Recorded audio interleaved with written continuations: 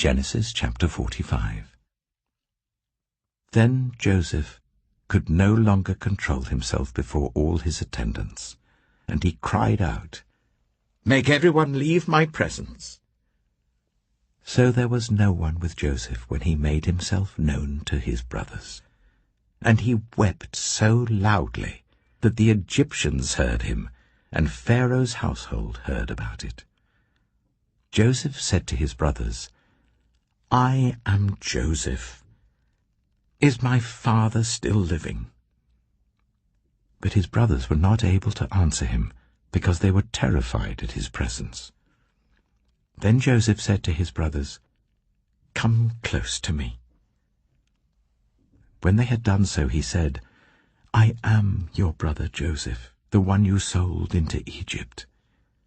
And now do not be distressed, and do not be angry with yourselves for selling me here, because it was to save lives that God sent me ahead of you. For 2 years now there has been famine in the land, and for the next 5 years there will be no plowing and reaping. But God sent me ahead of you, to preserve for you a remnant on earth, and to save your lives by a great deliverance.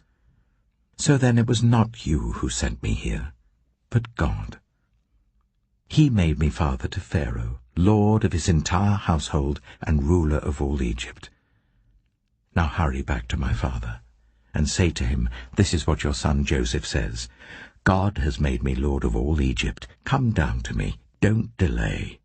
You shall live in the region of Goshen and be near me, you, your children and grandchildren, your flocks and herds, and all you have.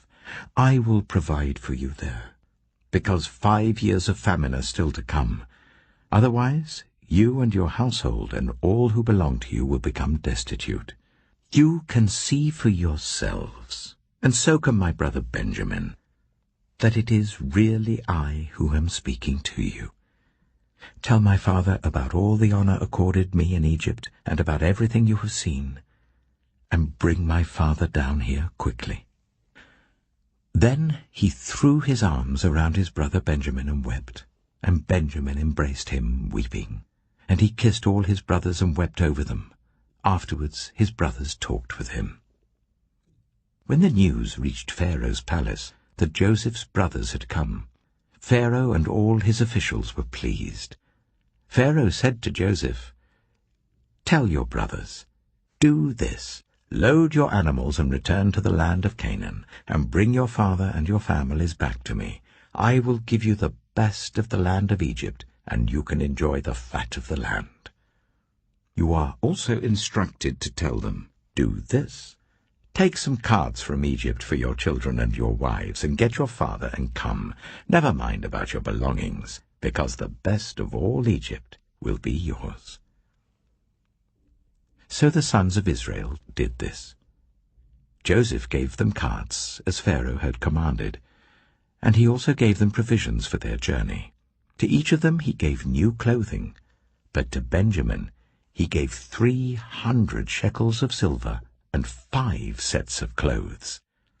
And this is what he sent to his father: 10 donkeys loaded with the best things of Egypt, and 10 female donkeys loaded with grain and bread and other provisions for his journey. Then he sent his brothers away, and as they were leaving he said to them, "Don't quarrel on the way." So they went up out of Egypt and came to their father Jacob in the land of Canaan. They told him, "Joseph is still alive. In fact, he is ruler of all Egypt." Jacob was stunned. He did not believe them. But when they told him everything Joseph had said to them, and when he saw the carts Joseph had sent to carry him back, the spirit of their father Jacob revived. And Israel said, "I'm convinced. My son Joseph is still alive. I will go and see him before I die."